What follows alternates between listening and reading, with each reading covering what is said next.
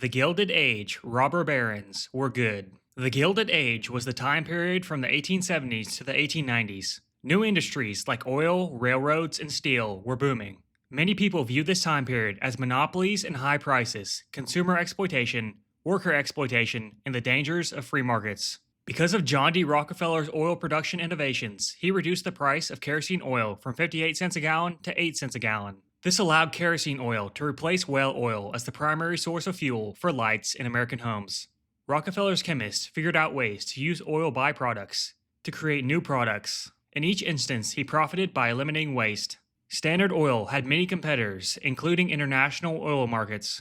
Their share of refined petroleum rose from 4% in 1870 to 25% in 1874 and then to 85% in 1880, all due to voluntary trade with consumers due to the efficiency of low prices. They cut the cost of refining a gallon of oil from 3 cents in 1869 to less than half a cent by 1885. These savings were directly passed to the consumer, as the price of refined oil went from 30 cents a gallon to as low as 8 cents a gallon in 1885. They received wholesale discounts from railroads because of this mass transport volume, a practice which is common and not illegal or immoral.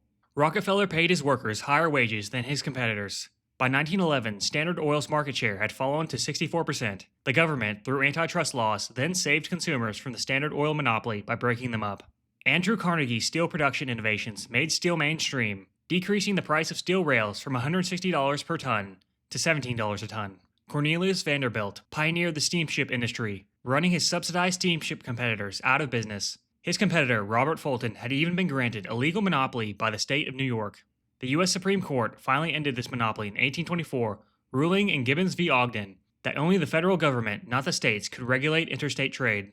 Congress subsidized Edward Collins with $3 million and nearly $400,000 per year for his steamship lines.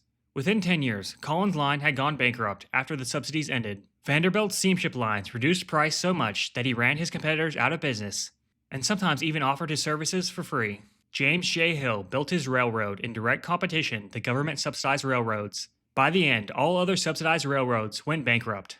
Congress subsidized the other railroads, such as $16,000 per mile for track built on flat prairie land, and $48,000 per mile in the mountains. These railroads followed these incentives and built as much useless track as possible to take advantage of free government subsidies, which focused on track per mile. In contrast, James Hill would focus on the shortest route possible. He also used higher quality, more expensive railroad materials. He cut timber freight charges from 90 cents to 40 cents per 100 pounds, bringing Northwest timber to the entire country. In summary, the Gilded Age was not perfect, for example, worker strikes, but the overall standard of living was massively improving.